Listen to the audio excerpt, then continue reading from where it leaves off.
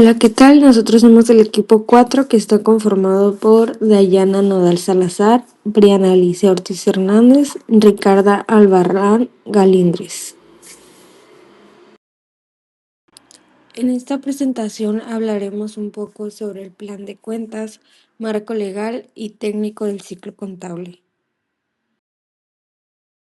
Índice, introducción, plan de cuentas, definición, clasificación, personificación de cuentas, marco legal y técnico del ciclo contable, obligaciones tributarias, personas físicas, obligaciones tributarias, sociedades y personas físicas con contabilidad, comprobantes de venta, el impuesto al valor agregado, tarifa 16%, 8% exento.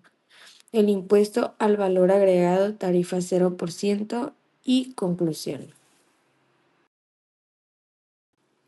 Introducción. En esta presentación exploraremos el marco legal y técnico que sustenta el ciclo contable en México, así como las obligaciones tributarias aplicables tanto a personas físicas como a sociedades.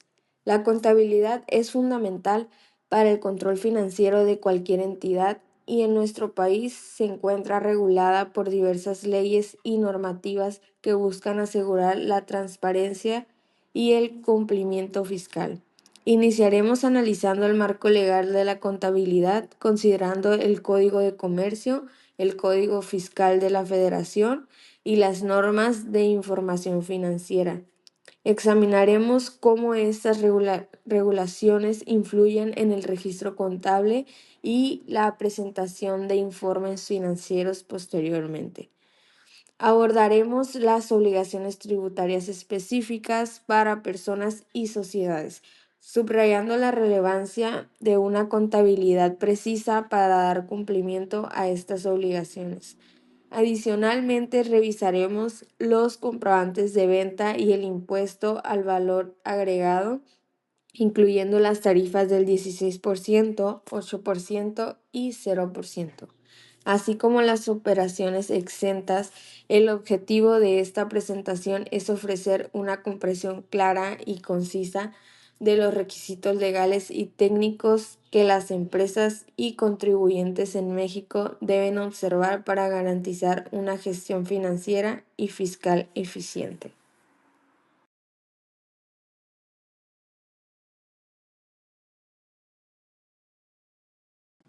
¿Qué es un plan de cuentas? Un plan de cuentas es el conjunto organizado de rubros, es decir, las cuentas que se utilizan para ordenar los datos que se contabilizan, tales como son los ingresos, gastos, cajas, bancos, etc.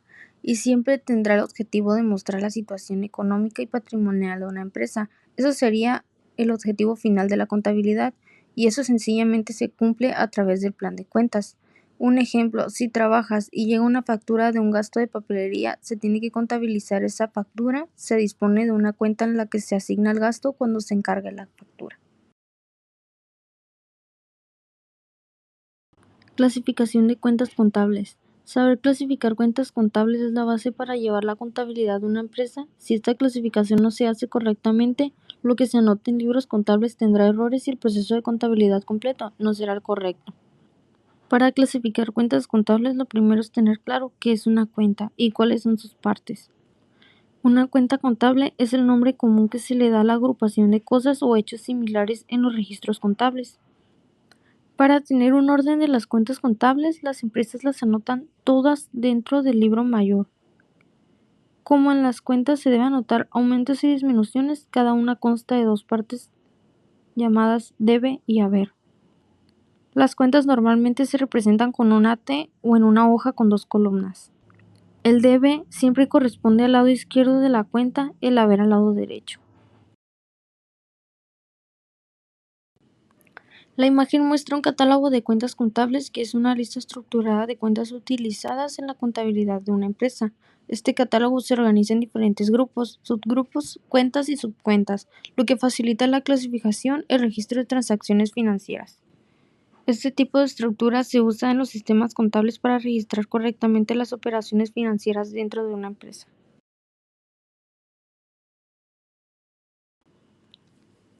Grupos de cuentas.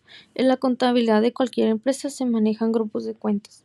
las cuentas activo, las cuentas pasivo, patrimonio, ingresos e egresos. Cualquier cuenta puede ser clasificada en alguna de estas categorías, pero únicamente en una de ellas. Es decir, que si una cuenta se clasifica como activo, nunca será un pasivo, una pérdida o una ganancia. Cuentas activo. Las cuentas de activo son las que incluyen los bienes tangibles e intangibles de la empresa. Los bienes tangibles son cosas materiales que la empresa posee. Por ejemplo, muebles de oficina, equipo de oficina, equipos de computación, edificios, maquinaria, entre otras. Los bienes intangibles no son materiales, pero tienen un valor monetario para la empresa, así como caja, bancos, documentos por cobrar o cuentas por cobrar. Cuentas de pasivo. Las cuentas de pasivo se refieren a las obligaciones de la empresa. Son cuentas por pagar. Si la empresa recibe de sus proveedores materia prima, pero no la paga de inmediato, queda obligada a pagarla en el futuro. Es decir, que tiene una cuenta por pagar que se catalogará como una cuenta de pasivo. También son cuentas de pasivo aquellas que registran pagos que la empresa ha recibido por adelantado. Un ejemplo, una empresa se dedica al alquiler de maquinaria y un cliente paga hoy por el uso de cierta máquina durante un mes. La empresa queda obligada a permitir que el cliente use la máquina por un mes. Esto es obligación a producto del pago por anticipado y dicho pago se registraría en una cuenta de pasivo. Tenemos pasivos circulantes, son obligaciones menores a un año, documentos por pagar, cuentas por pagar, sueldos, impuestos. A largo plazo, obligaciones a largo plazo, documentos por pagar a largo plazo o hipoteca. Cuentas de patrimonio. Representan la diferencia entre los activos y pasivos de la empresa, es decir, la parte que realmente pertenece a los dueños o accionistas. Se encuentra también en el balance general. Se puede incluir capital social, aportes a los socios accionistas, utilidades retenidas, ganancias acumuladas no distribuidas, reservas, fondos destinados para reinversión o cubrir riesgos, ajustes de patrimonio, corrección o revalorización de capital. Cuentas de ingresos. Reflejan los beneficios económicos que la empresa obtiene de sus operaciones. Aparece en el estado de resultados. Cuentas de egresos. Son los costos y gastos incurridos para operar el negocio. También se encuentran en el estado de resultados. Cuentas de ingresos estaría comisiones, arriendos, intereses, servicios prestados. En egresos serían compras, sueldos, gastos de arriendo, gastos generales, suministros de oficina, gastos telefónicos.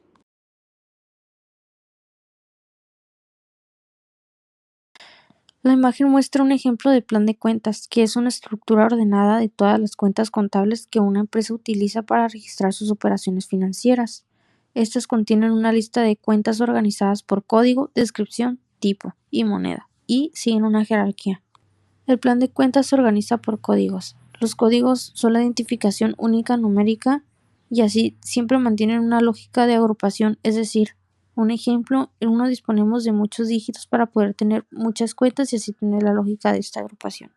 Un ejemplo, 11 activo corriente. Dentro de los principales serían también 111 disponibilidad y 11.101 caja de pesos. Se utilizan para clasificar y registrar transacciones de manera estructurada.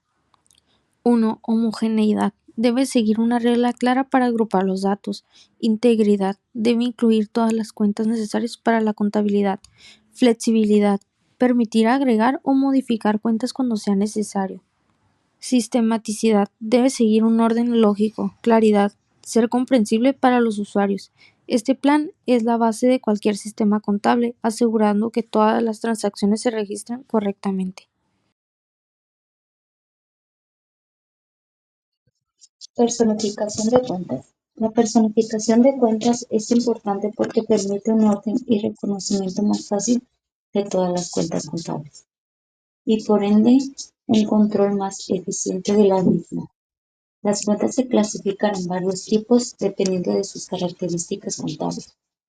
Naturalmente, la personificación de cuentas permite dar un nombre general a todos los bienes, los valores y servicios que tiene una empresa. Esto ayuda a que se genere el desarrollo comercial de la compañía.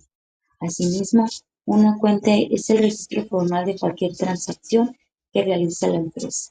y que se puede expresar en una cantidad específica de dinero o en otra unidad de medida. Por esa razón es importante hacer la personificación de cuentas porque permite que cada operación comercial se registre de forma ordenada y sistemática. La importancia de la personificación de cuentas. La personificación de cuentas es muy importante por las siguientes razones. Permite que las cuentas se puedan enumerar de una forma ordenada. Ayuda a que se pueda realizar un proceso automatizado que favorece que se lleve un mejor control de todas las operaciones. Facilita la identificación de cada tipo de cuentas y que se puede registrar cada operación donde corresponde. Ayuda a analizar e interpretar la información del área contable. Es más fácil y sencilla.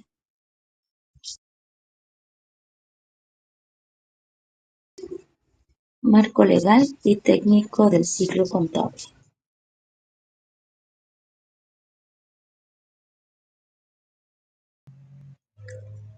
El marco legal que rige la contabilidad puede entenderse como aquellas leyes que deben aplicarse en la contabilidad. Por ejemplo, los libros contables son obligaciones para una empresa que las sociedades deben contribuir una reserva legal. El marco legal de la contabilidad se deriva de la Constitución Política de los Estados Unidos Mexicanos, en su artículo fracción cuarto que menciona lo siguiente. Son obligaciones de los mexicanos contribuir con los gastos públicos, así de la Federación como del Distrito Federal o del Estado o municipio en que residan de manera proporcional y equitativa, que dispongan las leyes. El artículo obliga a todos los individuos cumplir a contribuir al gasto público y a llevar la contabilidad conforme a lo que indiquen las diferentes leyes mexicanas. Códigos de comercio. Artículo 34. Los registros contables de los entes públicos se llevarán con base acumulativa. La contabilización de las transacciones de gastos se hará conforme a la fecha de su realización, independiente de la de su pago, y de la del ingreso se registrará cuando exista jurídicamente el derecho de cobro.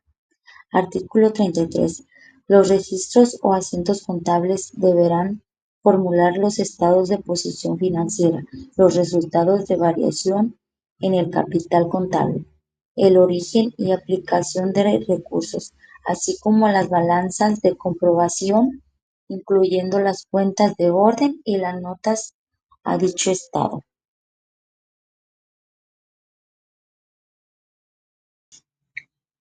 Artículo 35. Los entes públicos deberán mantener un registro histórico detallado de las operaciones realizadas como resultado de su gestión financiera, en los libros diario mayor e inventarios y balances. Artículo 36. La contabilidad deberá contener registros auxiliares que muestren los avances presupuestarios y contables que permitan realizar seguimiento y evaluar el ejercicio del gasto público en la captación del ingreso, así como el análisis de los saldos contenidos en sus estados financieros. Artículo 37. Para el registro de las operaciones presupuestarias y contables, los entes públicos deberán ajustarse a sus respectivos catálogos de cuentas, cuyas listas de cuentas estarán alineados tanto conceptualmente como en sus principales agregados. El plan de cuentas que emite el Consejo para tal propósito se tomará en consideración las necesidades de administración financiera de los entes públicos, así como las de control y fiscalización. Las listas de cuentas serán aprobadas en caso de la Administración Pública Federal, la unidad administrativa competente en materia de contabilidad gubernamental de la Secretaría de Hacienda. En el caso de la administración centralizada, en las entidades federativas, municipios, demarcaciones territoriales de la Ciudad de México y sus respectivas entidades paraestatales, la unidad administrativa competente en materia de contabilidad gubernamental que corresponde en cada caso. Artículo 38. El comercio debe conservar debidamente archivados los comprobantes originales de sus operaciones, en formato impreso o en medios electrónicos, ópticos o de cualquier otra tecnología, siempre y cuando en estos últimos medios se observe el establecido en las normas oficial mexicana sobre digitalización y conservación del mensaje de datos que para tal efecto emita la Secretaría, de tal manera que puedan relacionarse con dichas operaciones y con el registro que de ellas haga, y deberá conservarlo por un plazo mínimo de 10 años.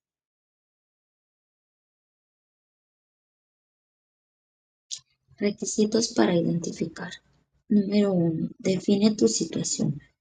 Persona física, eres asalariado, empresario o profesional independiente. Sociedad, ¿qué tipo de empresas tienes?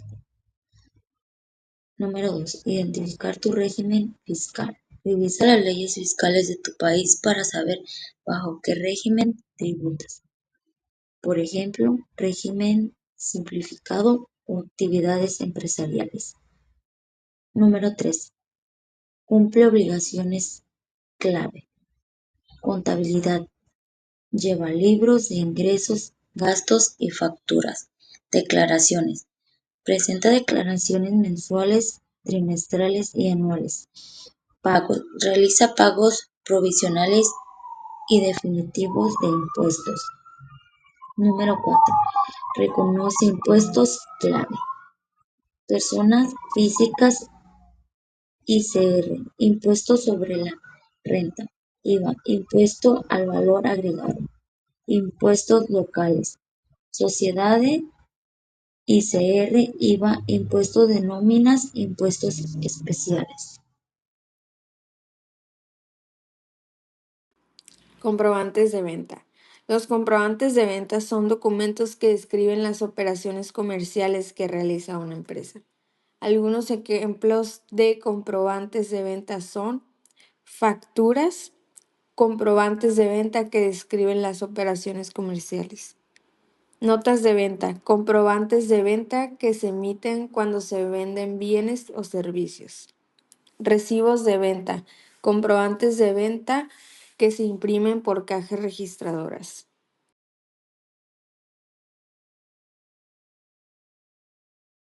Aquí podemos observar cómo se ve cada comprobante de venta. De inicio tenemos factura, notas de venta y recibos de venta.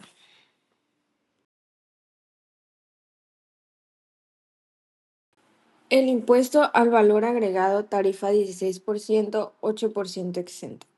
El impuesto al valor agregado es un impuesto indirecto que grava el consumo de bienes y servicios en cada etapa de producción y distribución. Es un incremento porcentual que se añade al precio de cada artículo que se compra y cada servicio que se recibe. El objetivo de este impuesto es gravar los ingresos obtenidos por el valor que se agrega en las distintas fases de producción, así como la manifestación de un nivel de riqueza a través del consumo de bienes y servicios. Los contribuyentes de este impuesto son tanto personas físicas como morales que realizan actividades económicas como la enejación de bienes, manufactura y la prestación de servicios. Las tarifas del IVA incluyen tasa del 16%.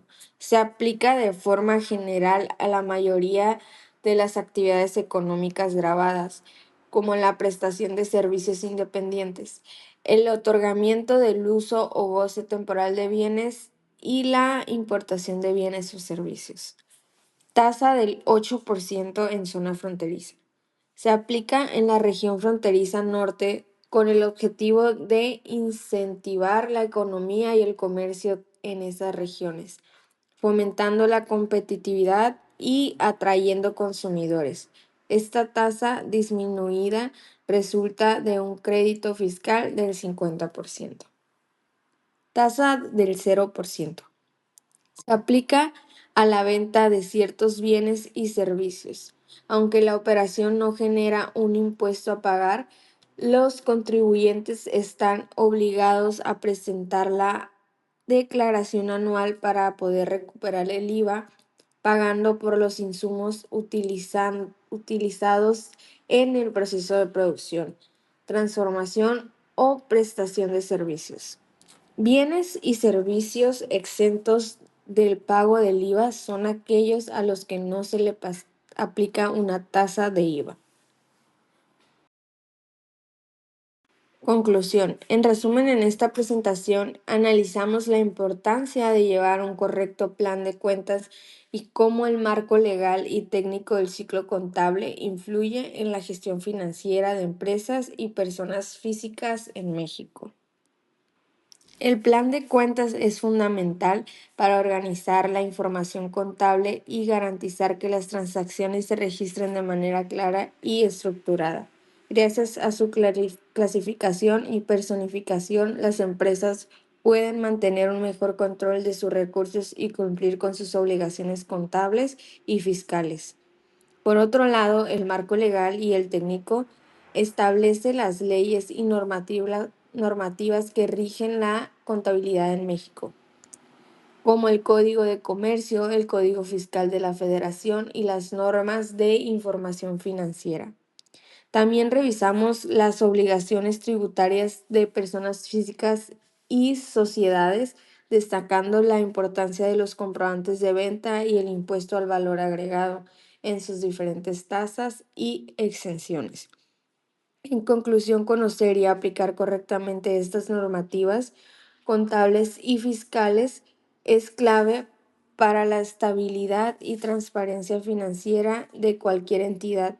Llevar una contabilidad ordenada no solo facilita la toma de decisiones, sino que también permite cumplir con las obligaciones legales, evitando sanciones y problemas administrativos.